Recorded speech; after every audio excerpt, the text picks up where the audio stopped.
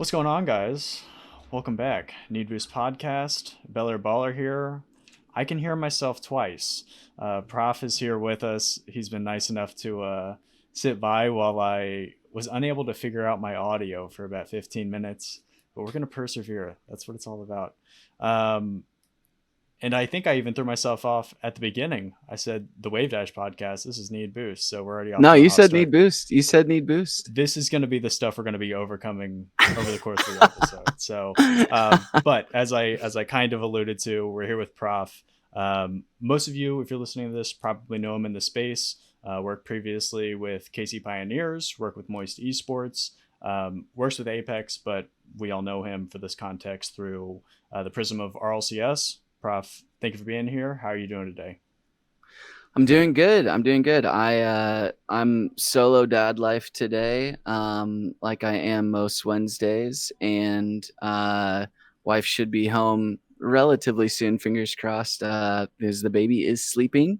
But I've just been watching Moist Apex rock out in the ALGS World Championships today. So a pretty low key day. We like to hear it. And to be honest with everybody, I was trying to get the baby on the podcast, but was unavailable. So you're here. We'll make do. You know, um, He's got great analysis, that's what especially I've for heard. his age. He's a prodigy for sure. He's ahead of his time. We'll see Yeah. soon enough. But we were talking a little bit before we went live. It is roster mania right now. It's just starting. It seems like almost no roster is safe. I have some questions about that context as it pertains to your very unique view on the scene and how that kind of works out. But I wanted to start out somewhere a little bit different that might um, let the listeners know a little bit about your chops within sports psychology and things like that. Yeah. Something apparently Jack had said was in a recent interview with Gregan during the World Championships. A lot of RL, I'm paraphrasing, just kind of comes down to how you're feeling on the day. We saw this really put to the test recently with Vitality. They absolutely rolled through the formal RLCS process and then really fell short at Gamers 8. Of course, there's other factors like, how crew battles is structured and things like that. But combining what Jack said with Vitality's performance, you as a sports psychologist, what do you make of the statement and how it pertains to top teams like Vitality? Yeah. I think what Jack said is very, very true. Once you get to the international stage within Rocket League, there are those top teams that all have, floors that are higher than some teams' ceilings. Think of, your minor region teams, maybe not including Middle East these days, but, Sure. you have teams that have floors that are incredibly, incredibly high. But once you're up in that kind of like stratosphere of teams, it really does kind of come down to who has it on the day, because the skill, uh, I would say like window is so close to one another and they overlap so frequently. They scrim all the time. It really does come down to who has it on the day when you get to like the top level. I do think though that Vitality showed us this year that they actually had a floor that was higher Mm. than most teams' ceilings even. So I think Vitality is kind of the exception to the rule in terms of what they were able to do this year. And I think a lot of people think like, skill floor, skill ceiling. But I do want to say that I think that like Vitality's tactical floor, as well as their mechanical floor, as well as their mental floor, all kind of combine to be about as high as most teams' ceilings. So I do think that, yeah, it is true what Jack said, but that Vitality is ultimately kind of the exception to the rule right now. And they're a team that I look at them, and of course they're uber talented. They have Alpha 54, who has definitely had multiple cups of coffee at the top in different iterations, different seasons. Zen, of course, everybody knows him. Someone that always sticks out to me is Radosin and what he brings as Yep. a leader, etc., whatever you want to call him, Yep. especially in a lane environment.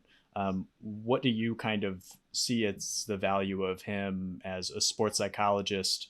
What having somebody like that out on the stage brings to a team, especially at the international stage? Yeah. I think Radisson, which is actually how you say his name. Radisino? Yeah, Radisson. Radisson. I think Radisson is like the quintessential example of grit, where he is willing to do anything and everything in order to um, stay on the roster, anything and everything to win a 50, to win a goal, to win a game, to win a series. I think um, Alpha's Alpha's skill is incredible. His experience is incredible, but I do think that Radisson is kind of like the unspoken hero of his ability to support that team in kind of like the grit that he exudes as he plays. He's willing to make low boost, no boost challenges when other people would typically, wait for a ball. He's willing to force when nobody else is going. He's willing to stay behind enemy lines, come back through for demos. He's an off baller that is also incredibly skilled on the ball, as we saw. Some of Vitality's best goals this year are actually scored by Radisson. Yeah. I think a lot of people overlook those goals because it's not Alpha, because it's not Zen. But no, I think Radisson is as much the oil to that team as he is a piston in the engine itself. He's an incredibly valuable asset to have. And I think like sports psychology interested people would definitely say like the same. Like if you look at that team, he's kind of an X factor in terms of like what he brings to the team's mental. It is. I'm constantly fascinated by, you talk about these kind of X factor players. They seem to commonly be associated, fair or not, with the least mechanical player on a team. Typically we see Right. that kind of uh, Right. overlap. Another player who I think fits within that same vein, who we currently have seen is looking for a new home, is Nolly. Um, he seems to check some of those similar boxes. Of course, not the same expressiveness that you might expect from somebody like Radisson. You really get that more from Jack. But I feel like he checks a lot of those Swiss Army knife boxes of someone you'd want in your foxhole in a LAN environment. And I Yeah. think he is sometimes typecast incorrectly as someone who is not mechanical or cannot stay with, how the game goes currently. Where do you kind of look at Nolly currently, not only just as a player and what he brings, but what Nolly as an individual brings to teams, especially at the biggest stage? I mean, I Yeah. think a lot of the conversations just kind of need that really is top Rocket League. Yeah. So I think those things are really important. But in anyways, what do you make of Nolly currently within the scene? I think what you said is incredibly true, where other people might look at a player like Nolly or Com or Arsenal or, any of those types of players like as not very mechanical. Yeah, But I think a lot of people forget that you are comparing them to what is often like top, five most mechanical people on the planet sitting right next to them. sure. Nolly, sitting next to Astral last year and Chronic and Jack this year, Com with Dan Beast Mode, Arsenal with LJ. Like um there are certainly, I guess, like levels to what it looks like from the viewer's point. Um but I honestly think that when it comes to the player's point of view, those are the players that are actually the most influential in the amount of like safety and assurance that you feel when you play, because you know that those are the players that are willing to do anything, look non-mechanical, look slow, look cringe, like in the type of stuff that they do. Those are the players that you as a superstar want, and I genuinely believe ultimately need on your team. I think Nolly is smarter than anybody that is more mechanical than him. I think he's more mechanical than probably, more people that are smarter than him. I'm not sure if there's like very many players that I would put smarter than Nolly anyway, but yeah, it's just like the ability to um understand, like to see and understand what your team needs and to provide it is an act of selflessness that a lot of players struggle to do. And you can kind of think of that as like a mental or a tactical skill, where it comes down to selflessness. But there's plenty of times when great players touch the ball when they don't need to, when they get into areas that they think they can score from that they actually can't. And the players like Nolly and others like him, I think oftentimes make less mistakes in terms of how they position themselves because they're always thinking about how to support the team. And those teammates are invaluable when it comes to the big stage, like you said. When you get to LAN, version 1 is depending on Com to show out. When SSG gets to LAN, they're depending on Arsenal to show out. When Gen G gets to LAN, they're depending on the expertise, the selflessness, the intellectual properties that Nolly brings to the table. And I think that those types of players are harder and harder to find as we kind of get into like the hyper mechanical era of Rocket League, but invaluable all the same. Well, and do you have a unique perspective on that with the team that you were just helping? You use the term hyper mechanical. I think Moist really fits within, the Yeah. confines of that. Yeah. What was that experience like working with a team where maybe you have a different perspective, but it seemed like it was three hyper mechanical individuals? We're going for an Right. air assault, all out, we can score more than you, as opposed to kind of the more team oriented structure that you'd see from, more pass heavy teams. What is that difference like? In your Yeah. opinion, and also is there a difference between how you perform your job with how different teams structure Mm. themselves on the field? I'll answer the second question first, which is my job is to get the puzzle pieces to understand their shape, Mm, like get each of the players to understand their own contributions, but fitting the puzzle together is less so my job than it would be, Noah, the coach, or the players themselves. Fitting them together is still certainly a part of my job, but I would say like getting them to understand their own contributions is something that not a lot of people are like expert level at. Players themselves I have worked with maybe two players that I would even regard as like genuinely like top tier self aware. Um, and I think that coaches oftentimes have biases towards previous things that have worked, biases towards certain players, biases towards, just a lot of like, their own job security sometimes. sure.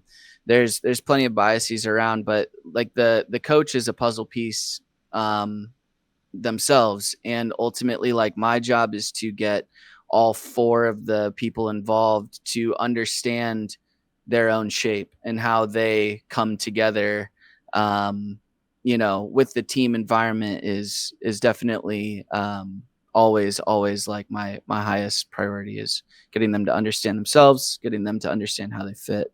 But the process of actually fitting and putting it together is less so my job.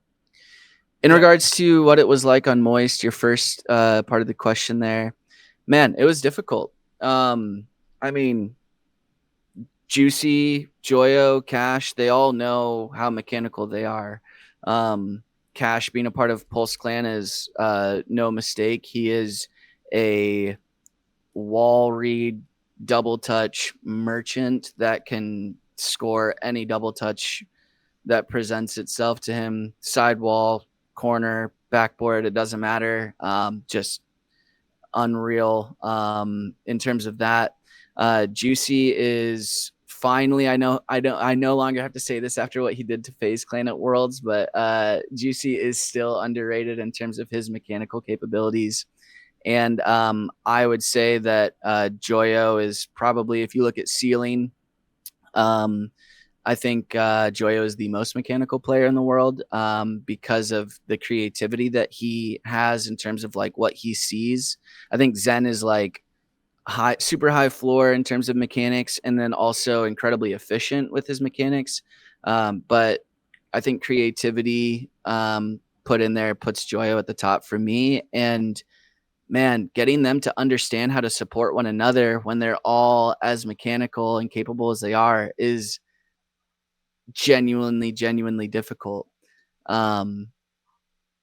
Thankfully, not as much my job as Noah's, but still getting them to understand that like they can exist as themselves and go for the things that they want to within a game, and it not be stepping on each other's toes. I mean, I didn't get through to Juicy in that way until 3 days before World started. It was genuinely difficult. Cash, on the other hand, he kind of like voluntarily took a step back and saw himself as a third man. Buttery Hotness, shout out to him, actually identified that Cash had like furthest distance from the ball, I think, out of like any player in EU when he was on Quadrant. And I think we kind of like utilized his play style to shoe him into a third man. But honestly, like if you look at the way that he plays best, he's actually not a third man. But what can you do when you have somebody like Juicy who's hyper aggressive and somebody like Joyo who is incredible in the middle of the field and finding his ways out of defense and into creative offense? I mean, what do you do in that situation? You kind of have to shrug and be like, guess you're going to be kind of far from the ball. And that was difficult. That was genuinely difficult. And something that I think we didn't ultimately like solve the riddle to. But that players like Nolly and others like him oftentimes are able to fit into because they just do what's needed on the team. And they see that and understand that right from the get-go.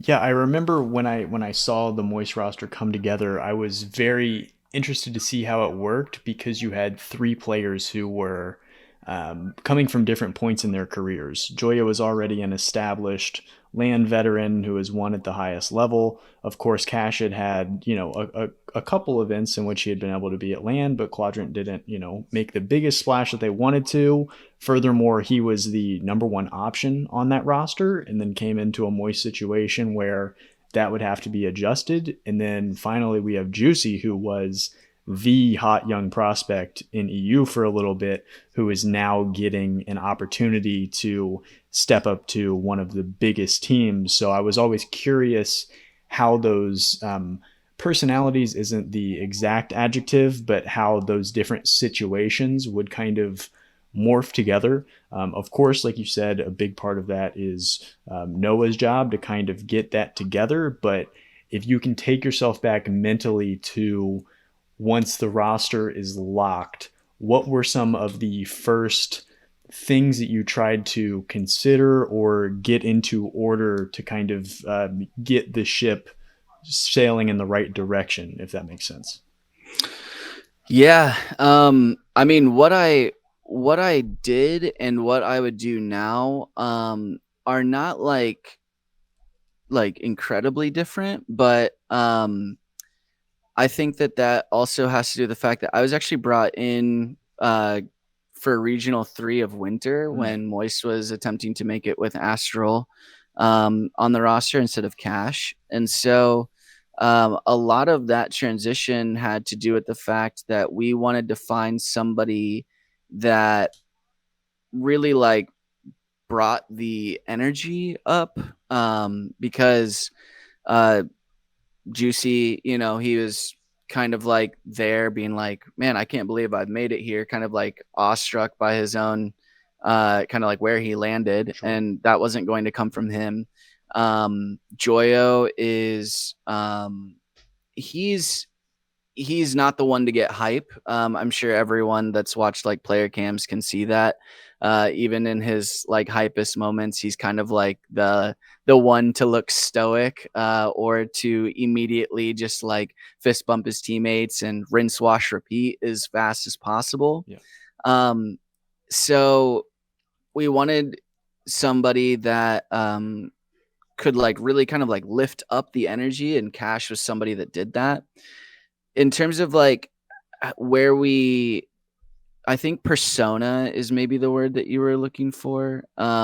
In terms of like identifying those personas, um, it it came pretty naturally. My time with Joyo was really just like getting to understand his ability to self-reflect. And once I understood his persona, Juicy's was kind of like the next one that I really wanted to work on and address. And that was not, it wasn't like hard in terms of like Juicy didn't open up. It's just like, it's difficult to work in somebody's second language and have them kind of explain like what they're seeing from their own mind's eye. Cash was instant. Like he jumped into the team and instantly I was like, wow, you are like big brother already. Like you've been here not even 24 hours, and the other two already kind of like look up to you like big brother. And he, anytime there would be anything said, he would be the first one to kind of like respond to it, and he would lift up the other two immediately. And um I think that like the only change that I would make going back is that I would actually prefer him not be the big brother that he attempted to be, and instead just be like brother, like because I think that he oftentimes stepped on his own ego in order to protect the other two. And while that I think was maybe needed at the very onset, coming out of the Astral period and into a new roster, I think that ultimately he sacrificed his ego maybe a bit too much. And I wish we would have seen more of that ego, like what we did in the Optic series. Yeah. The Optic series in Boston. It just turned into the Cash show immediately, and I wish we got to see a little bit more of that. Could you expand a little bit on kind of at a high level what your role entails? Because I think a lot of people, when they think about a sports psychologist, it's like, oh, you're trying to help their mental, but the nuances of what that looks like not only are incredibly deep and varied, but also I Yeah, don't think a lot of people spend the time to think about it. If we're talking yeah, about it through the context of Moist or even KCP, if you want to, um, I know that there's probably multiple factors that are at work at the same time where your job is to be helpful, but at the same time, you don't want to supersede the players individually or the work of the coach. All these things have to be working in tandem. It's yeah. it's a lot of a push and a pull. So, how do you try and tuck your way into what your role should be? Could you just take us under the hood of what that Sure. process looks like? Yeah, sure. I think a lot of people expect coaches to kind of like come out the gate firing quickly, on like things that they want to see, things that they're going to address. But the job of a sports psychologist, and something that I wish that coaches would do more too, is just to observe first.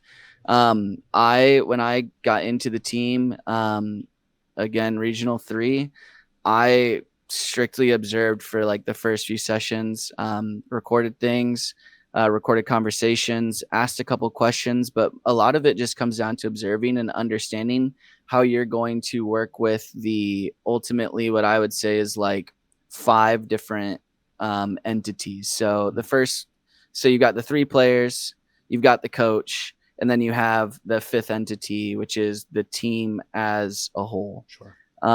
This kind of comes from marriage and family therapy theories, where you kind of treat like each partner as one entity, but then there's a third entity, which is the relationship itself. So there are things that you can do for your own self-care. There are things that you can do for your partner, but there are also things that you can do for your relationship that might not actually be directly doing stuff with your partner, might not be only focusing on yourself. So that comes in play with all of the work that I do regarding team dynamics. So understanding how kind of each person contributes to that entity is really big, and treating that entity as a whole when I pose questions. So what do you all think about XYZ? I noticed that you all tend to, XYZ. So treating like that as its own person is actually incredibly helpful, and immediately addresses the thing that I think sports psychologists are most known for, which is team dynamics. My dog is whining like crazy. Hold on just a second. You're good.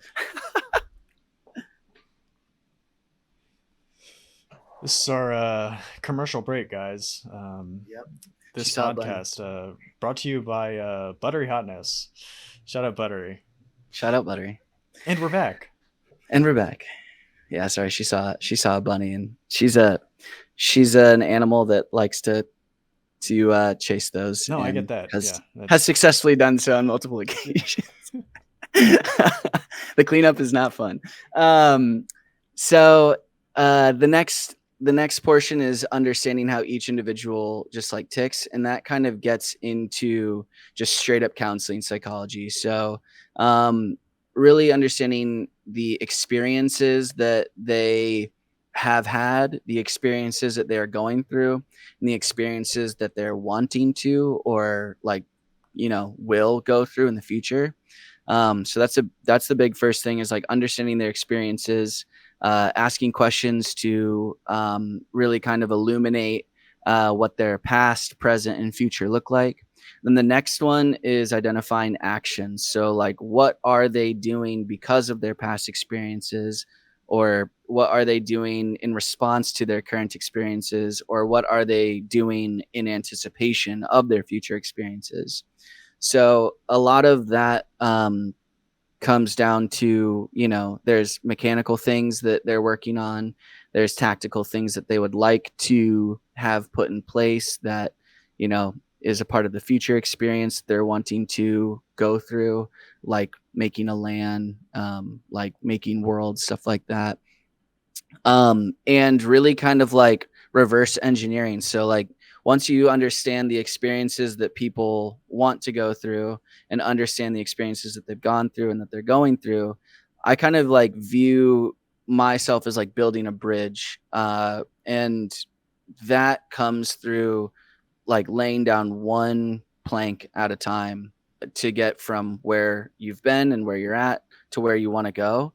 And that's by understanding the actions that they do, understanding how to optimize those actions, being kind of like a soundboard or a mirror, where you're saying like, okay, like have you thought of this? Or oh, that is a good idea, you should do that. Or like what more could we be doing? And really like understanding their approach to those future experiences that they want to have. I think the last part of it is kind of like the traditional sports psychology stuff that a lot of people like maybe overemphasize when they think of a sports psych. So like understanding how to calm down, understanding how to hype yourself up, understanding good sleeping, good eating, good, just any of the peripheral stuff, relationships that may have an impact on how you play, such as like parents, family in general, partners, relationships, anything like that. Those definitely come up as well. And I keep all of that sorted and approach each of my sessions individually with the players that I work with a pretty good outline in mind of what we're going to be getting into. Yeah, well, I appreciate the context. And another element, something that I'm always considerate of when I'm talking about our esport in particular is to connect the dots here. You talked about the idea of almost formatting your approach conceptually as a marriage, right? Where the irony of that is that a marriage typically involves older individuals and how their shared Yeah. experiences come together.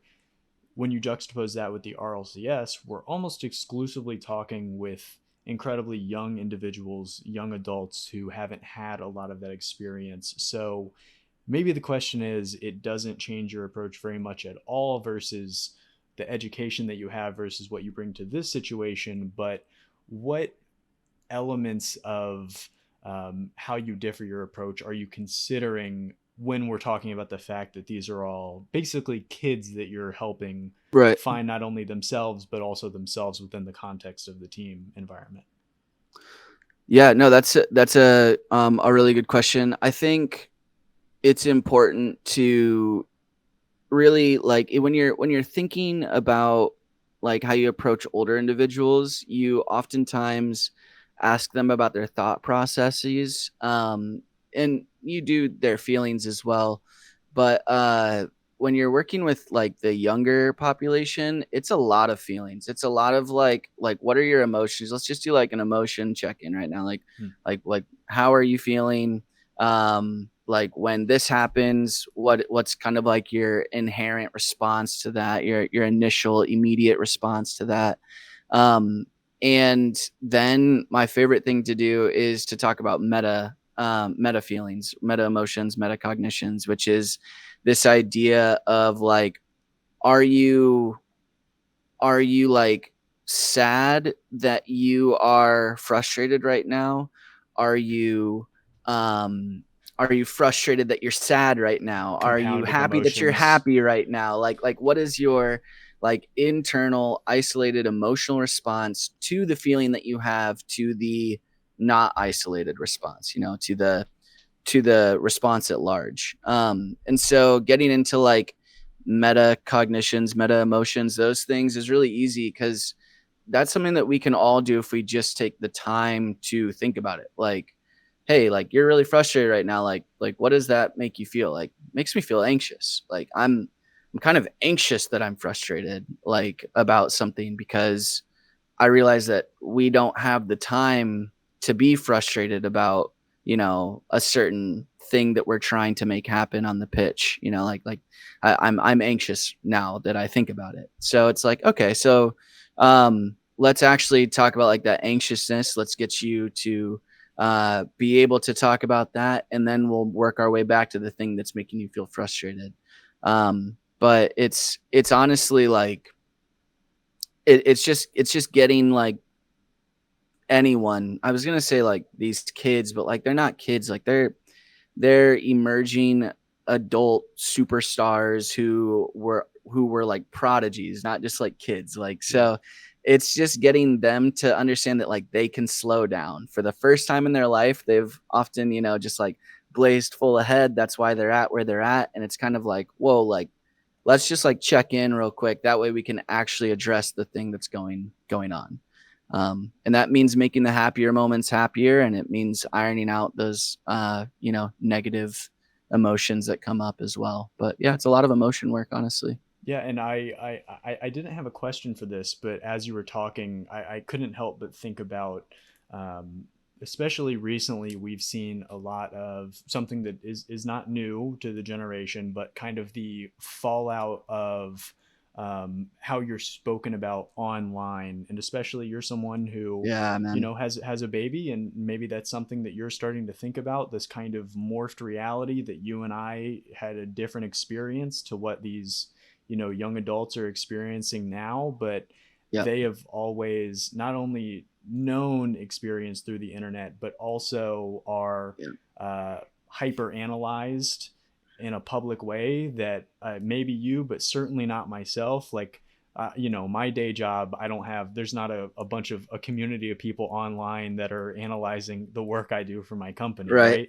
right? Right. So from where you sit, how does that kind of fit into the fabric of how they are, the players that you work with are assessing themselves and how they see themselves in a positive or a negative way? Yeah, self-conceptualization is a very like difficult thing to do by yourself, but that is oftentimes what I do with my players. So I actually construct mind maps for them, and a lot of like the external factors are kind of like put on their own little island. So Mm. you have the self, like how you feel about yourself. You have your inner circle, which might be friends, family, people that are online, and then you have like the community as a whole. Like, and there's positive people in the community that are, they like and retweet all of your tweets, and you've got your org staff that you might not work with very often, but you know that they've got your back at the end of the day. And then you've got your critics, and ultimately, when it comes to that kind of like that last cert, like that the community as a whole, I really asked them, like, how much does it mean to you to hear that like your one follower on Twitter that always likes and retweets your stuff, like, thinks that you're the best player in the world? Like, how much does that mean to you? Mm. And oftentimes the answer is not a lot. Like, it doesn't mean much to me that that one person is, like singing my praises all the time. I'm like, okay, so if that's not a lot, then does this person mean anything that's not singing your praises, that's singing your, that's preying on your downfall?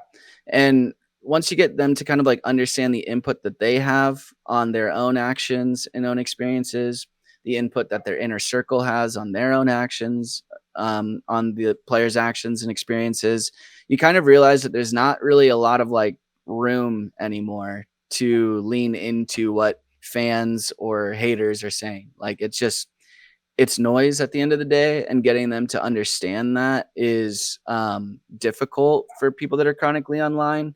But I think once you kind of like show it to them, kind of like map it out to like, look at all these people that we have that are in your inner circle. Like, look at all of these people that are positive, that are at the community at large. Like, sort of realize that like that last level, that third level of the community at large, just actually doesn't have to mean that much to you if you once you parse it out. Yeah, I can see the value of how a process of like mind mapping, of giving like a tactile like visualization of how those things kind of combine, can be really productive. It leads me to this other kind of vein of thought about um, how two things are combining at the same time. Roster mania, in many ways, is we're seeing a lack of roster cohesion. We are anticipating that Justin and Garrett are more than likely going to split. They're the longest standing RLCS duo that we've had. We now have Ahmad and Okhalid, who have also parted ways as the second longest standing duo. How much of that, and I'm going to try and thread the needle here on kind of two questions at once, and you can answer in the best way that you'd like. But I guess in the simplest way, are we at a certain point undervaluing cohesion on Rocket League rosters? And alongside that question, how much of the inner workings of kind of a younger adult friendship, behind the scenes bonding, is a part of that? I guess to put those together, are we seeing a lot of teams break up just because they're young and friendship is more important at the end of the day than like roster construction and talent? And is that kind of making a lot of these teams worse off in the long run because they don't have that long-standing team cohesion? Yeah, I think that cohesion is this is that's a difficult question to answer. Because I it think seems like that it'd be valuable, but a lot of the best teams don't have cohesion. So it's kind of like, what's the point? And I think that like what I would say is I love speaking in analogies, and so I apologize already for what I'm about to do. I think that like cohesion is kind of like the butter in a dish or like the oil in a Ooh. dish where like you can you can make a great dish without butter or oil, but like ultimately like its ability to come together is going to be somewhat dependent on whether or not it's there. And I think that like we're in an era of super teams where I think BDS is a good example. Like they essentially Rise, Seiko, Monkey Moon, like all three of them are. You've got rookie of the years. You've got incredible clutch factor. You've got like all the component parts, right? But the cohesion, it wasn't like necessarily that it was lacking, but the cohesion wasn't already like cooked in. It was something that they had to work on. Rise decided that he wanted to learn French so that he could speak with them. Um, we know that Monkey Moon kind of went through his ups and downs in terms of like team chemistry. Hmm. And ultimately, I think when you look at like a semblance of those three players, Rise, Seiko, and Monkey Moon, I think most people would actually say that like that probably weighs a little bit heavier on the scale than Alpha, Zen, and Radisson. I think um, we think about like clutch moments and we think about experience on the world stage. We've got major winners, we've got worlds winners in Monkey Moon and Seiko. We have all of the component parts that you would want to make a Rocket League team, and yet they got swept in the final. And I think that a lot of that has to do with what that cohesion can ultimately turn into, which is this mentality of like being willing to do literally whatever it takes to win. That selflessness has to show up in a really big way. And I think if you don't have cohesion, then it's really hard to be selfless because everyone's ultimately looking out for themselves. They don't want to look stupid. They don't want to look stupid, not just to like the fans. They don't want to look stupid to their other two teammates. They don't want to make mistakes because they don't want to make mistakes in front of their teammates. Like they want to shine so that their teammates and that the other pros and stuff like that kind of like the scene at large speaks highly of them. And the teams that have really good cohesion don't care about any of that. They don't care. They literally just care about like, is there anything more that I can be giving of myself to make sure that the other two feel their best for us to win? And I think like that ultimately you you can build cohesion. Like you don't have to have it from the onset. Um, but I do think that it has to be something that like if you ultimately want to win in this game, in Apex, in any esport really, like if like achieving the goal involves working together, that cohesion has to be there, and that is built off the field as much if not more as it's built on the field. And I feel like cohesion, it's only helpful up into a point because I think about teams like BDS, while they're not trotting out the same roster onto the field, they still are returning the same coach they had from winning a world title. They still have Yep. extra within the mix. It's not as though Yep. he's been shipped off somewhere else. So there is still that cohesion behind the scenes in that way. But I think about BDS was swept before they actually swept the team to get to the finals in Team Liquid, who have a ton of Yep. cohesion. But back to cohesion works until it doesn't. I feel like, especially in Rocket League, there become these like calluses of bad memories where cohesion Yeah. is great when it's working, but as soon as you start to lose a couple of games in a row, it actually can flip on its head and be a It negative because can. you're like, oh, this team, every time we get to this point, the same thing goes wrong. Here we go again. And Yeah. then it just goes sideways. G2, they've been together forever, but they kind of have taken a step back and mentally they know that. So now anytime they start to lose, it's like, Yep. well, we're now this team, here we go again. So, it's good until it isn't. I think that that's kind of like a product of zooming out when you shouldn't, though. Like ultimately, if you're looking at Rocket League in the scope of like, oh man, we really struggle against this team. Oh man, we really struggle in game sevens, game fives, game screw it, like We game always twos, lose like on Neo like we Tokyo. always, yeah, exactly. Yeah. Like game six, is it six on Neo Tokyo? I Yep. think like, yeah, like oh man, like all of those things. If you're thinking about those aspects, then you are too zoomed out. If you're the performer, you should be thinking about like as small of things as you possibly can. You should be thinking like, can I win the 50? Can I win the 50? Can I win the 50? Okay, like I won the 50. Can I get that boost? Can I get that boost? Like you should be thinking in super super small component parts and understanding that like the uh in psychology the word is gestalt. So it's the idea that like the whole is more than the sum of its parts, but you still have to do each of those parts. So, you win the 50, you get to the ball, you pass the ball, you bump the defender, you grab the boost, you rotate back. Like if you can think about like what it takes to win each of those moments, and your entire team is thinking about what it takes to win each of those moments and setting each other up with the passes, setting each other up with like the understanding of where the other one's going to be. That's what cohesion on the field looks like. Cohesion on the field isn't like all think like worrying about the same thing. Like it's not all understanding that like, oh God, like we're down 3 games, so like it's over. Like yes, you're all on the same page, but that's not cohesion. That's I don't even know what that is. It's just like losing as a team, I Yeah. guess. But like cohesion is understanding that like the sum of your parts and the sum of your teammates and the sum of like all everybody's inputs are coming together to create something that can win you a game. And anyone at the top level can do that.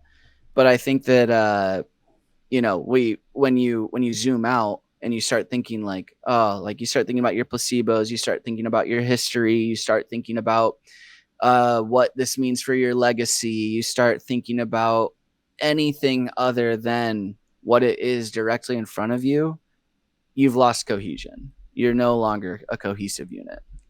So I think a good way for the listener and myself selfishly to kind of peer into the mind of a sports psychologist like yourself. I just made this game up on the fly. Let's do a little gestaltism. Let's build a pretty awesome amalgamation of a Rocket League player. So when we're thinking Yeah, about things like leadership, work ethic, on the field focus, off the pitch teammate isms, self awareness, things like that. What are some of those factors that contribute to being an excellent RLCS pro? And who are some of the top names that exist on your list for some of those? sure. I think the top one to look at for any performance domain is on the field focus. Uh, there's a saying within sports psych that peak performance is thinking about and doing the right thing at the right time. Mm. Like it's your ability to focus that wins you games. It's your ability to focus that, I mean, think of like armed services, like think like a military exercise, or think about like real war. Like you literally can die if you're not focused on what it is that you need to do You must and be present. keeping like you have to be fully present. And I mean it happens in uh I don't know if you ever played Gears of War, Sure. but in Gears of War, there's a reload mechanic where you can press the button at the right time and you get a quick reload. Yeah. And if you don't press it at the right time, then you jam your reload. And if you're a pro player and that happens, that is like what just happened? Like that never happens if you're a pro player. But if it does happen, you're dead. Yeah. Like that's ultimately like what it is. And so think about like kind of like those moments where you have something that like you kind of like think is like it's a given. Like I'll never mess up on this, and then you do mess up on that. And in the world of Rocket League, that could be like a recovery, right? That could be a boost grab off of kickoff. It can be something super super small that like you never mess up on. But if you don't make sure to like just give it just an ounce of focus, just an ounce of attention, and you fail to do that, then it's in your net. And one goal could mean the difference between one game, one series. We know all of that. So I do think that on the field focus is probably like the most important amalgamation ingredient. Um, I don't think leadership is necessarily that important. I think the ability to fit into a unit as a follower is just as vital as like leadership. Being precisely the piece your team needs you to be. Exactly. Zen is not a leader. Zen, most people would say, is the best player in the world. He is literally not a leader. He's not like dominating comms. He is not like understanding like the bigger picture things that he needs his teammates to do the same way that more veteran players understand. Like, but he's not asked to be a leader. Yeah. Dan and Beast Mode are a great example of this in their Gamers 8 win. Like you look at the two of them, and when they're playing twos, like they're pretty much just like they look like twins. And when it comes to threes, they play in a style, in a way in which like Calm can be their leader. He's the one that's like making those inroads on demos and bumps and rotations and boost steals. Like he's leading from the front, but he is their leader more than the two of them are. So you don't need to be a leader in Rocket League. You just need to know what your role is and fit well into that role. Which is another aspect of awareness, which you put at the end of that list, I believe. So I do think that self-awareness is incredibly important. I would say it's probably like the second most important. On in the big scope of things, like self-awareness of what you can achieve is kind of like what fuels your ego, right? Like you getting mad and vengeful when you lose to teams that you shouldn't. You making sure that you put teams that are worse than you in the dirt. Like, but you have to have good awareness of the self and team to kind of like know how you're going to approach those. In the small scope of things, I think like self-awareness of balls that you can like challenge successfully. Like, can I actually get there, or am I just going there because if I go and get beat, then my teammate will be like, well, he just got beat, but like it'll look good according to my team because I'll have at least forced them, tried to like. You have to know what you can and can't do on the pitch, when you can and can't make it. And I think that like that is probably, I would say, like the second most important piece of the things that you rattled off. I can't remember many others. That feels like a good mix. I mean, Yeah. on the off the field focus, work ethic, things like that. Those are a Yeah, little work harder ethic to is big. quantify. Work ethic is big because preparation is big. Practice makes permanent. So if your work ethic is poor and it bleeds into your practice, then that's not going to look great on game day. I also think that like work ethic is pretty infectious. So if you have good work ethic, it will often, especially in an environment where there's only two other players, they're going to be like, damn, like he's working for it. I should do that too. That way you don't get called out as the lazy player. And if you're a lazy player, then it might give your other teammates like an excuse that they can feel like, my hours are, 60 past 2 and his are only 45. Good So enough. it's not me that's a problem. So it can be infectious in a good way or the bad way. So it can be pretty insidious. But I think that's probably like self-awareness and on the field focus. Like, so long as you have the mechanical skill to be able to do what the pros do, um, I think if you've got really, really good focus, really, really good self-awareness, know how to fit into your role, you're probably going to be a pretty damn good Rocket League player. Yeah, I feel like that's a good mix, and I think Arsenal is a really good example of that. All, by the way. that's a great name who is often, I think, misrepresented just because he's been around for so long. People Yep. immediately assume that he checks multiple boxes of someone who is on their way out the door, Yeah. when I think he's still very much within the context of the best players we have, especially in the Agree. region. Yep.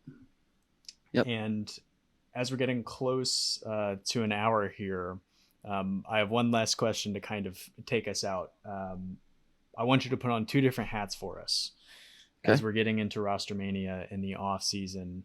What is the team player situation that you are most interested to see play out as a fan?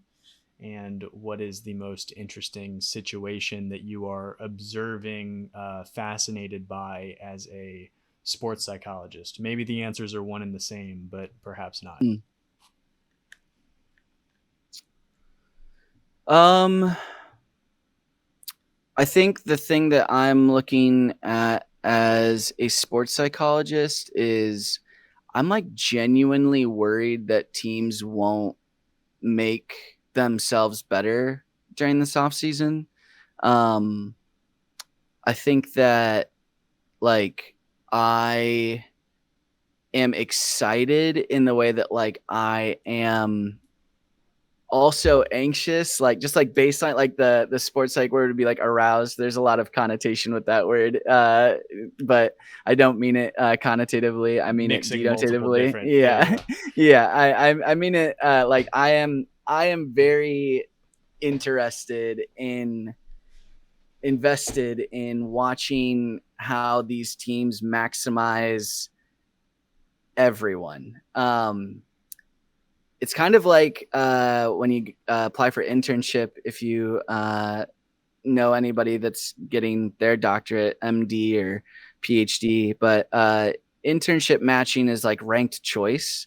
And what I really want to do is like create like a document that every single player can put their like What are your their top list four of players choices of? like who are like top like 20, like give me 20 players that you want to play with, and then how could I like combine that We'll all figure out the to highest average for everyone. exactly Yeah. highest average. But the thing is, I don't know the math. I know the math when it comes to even just like institution and applying student in like a doctorate program like internship, like even that math is, it's not difficult, but it is a lot.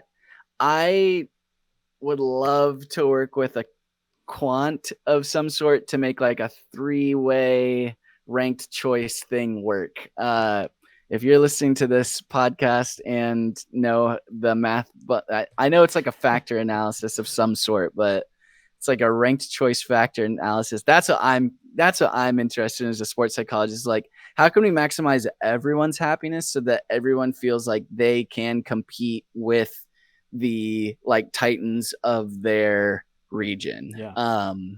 So yeah, that's like compete against the titans of their region with their personal titans like that they want to play alongside. So yeah, I'm worried. To be completely honest, I don't think it's going to happen. I think that Vitality have set the bar so high that they have like essentially incentivized everyone looking. I think Psionics, not giving a date, but knowing that it's far in the future has incentivized everyone looking. So Yeah, to me, I just feel like we could just do like a full rank choice and figure it out for everyone.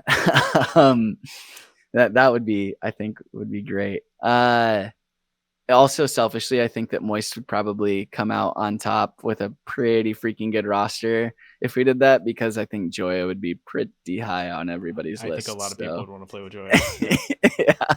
yeah. Um, as far as me, like the very specific uh thing that I am so just like about is Carmine Corp. Mm, They I feel like they have all the right pieces to succeed. I agree.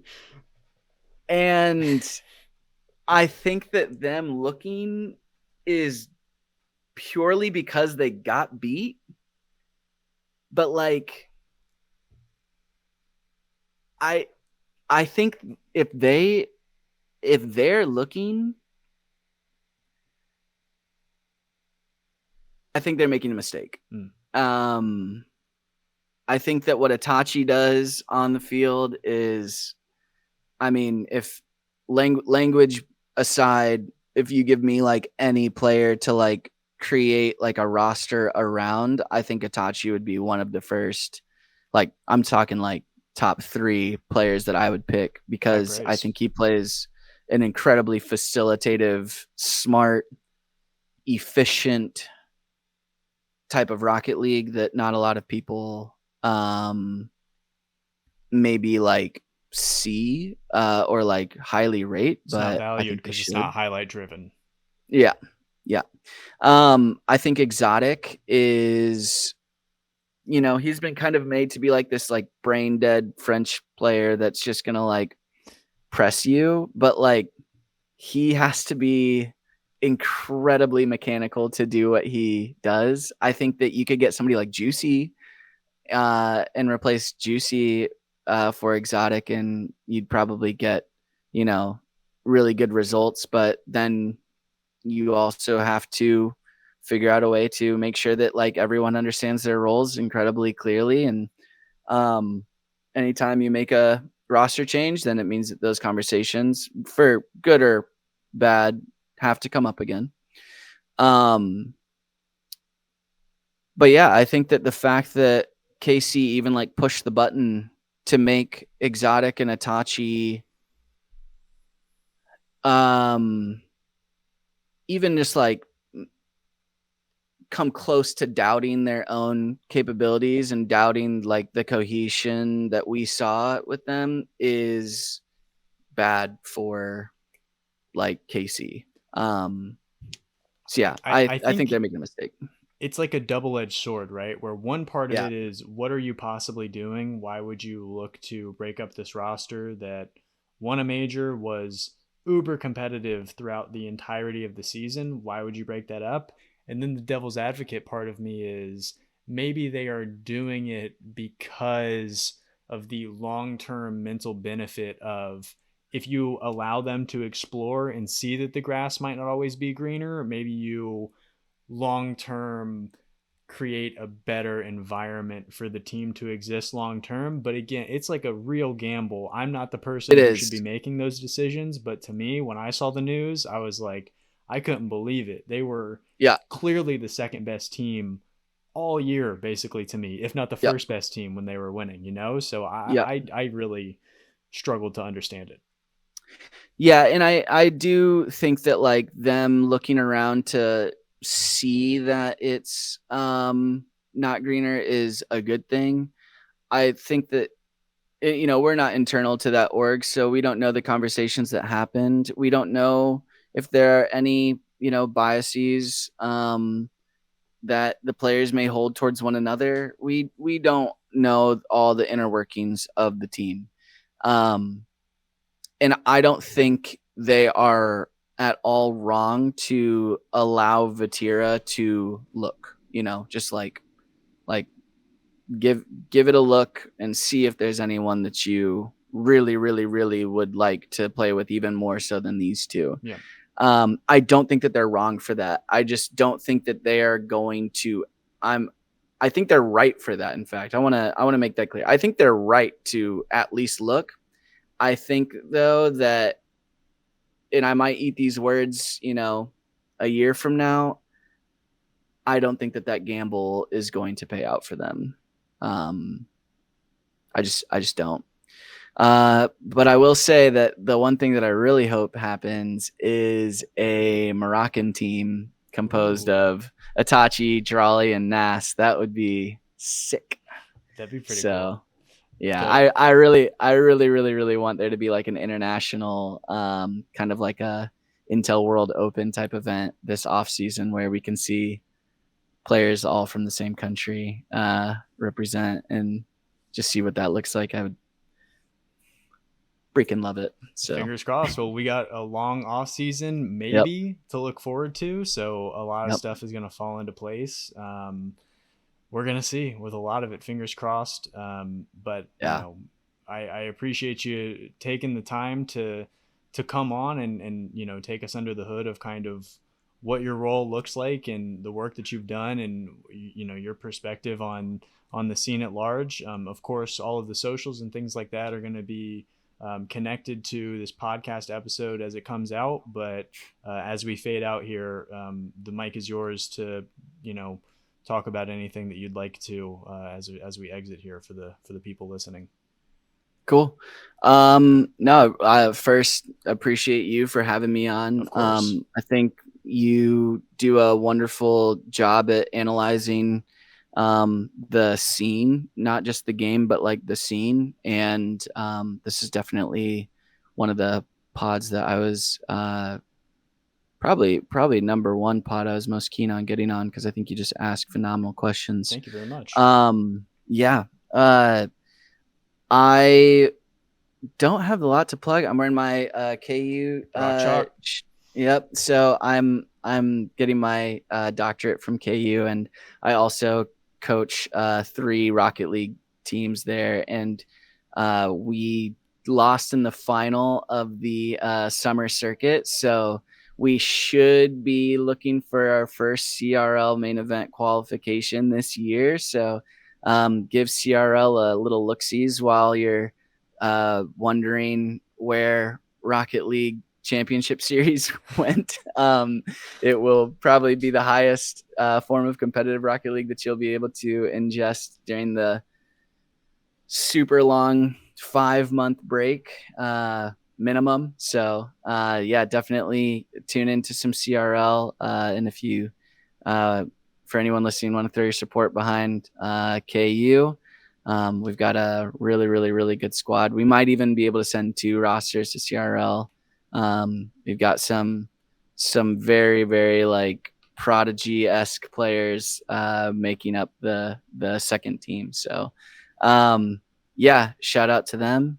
Follow me on Twitter. I will be transitioning out of the esports space in terms of like my involvement in it as I move into kind of like more corporate spaces, but I will still be working for Moist and supporting all their competitive rosters, supporting their staff and stuff like that. So if you're at all a Moist fan, definitely give me a follow. If you're a me fan, 1, I appreciate you. 2, make sure you give all the Moist people a follow. And other than that, I don't think I've got anything more. Well, cool. Good to hear it. I'll be watching some CRL, and good luck on future endeavors. Thanks again for coming on, and we'll continue to stay in touch, man. Yeah, appreciate it, Beller. All right, take it easy, everybody.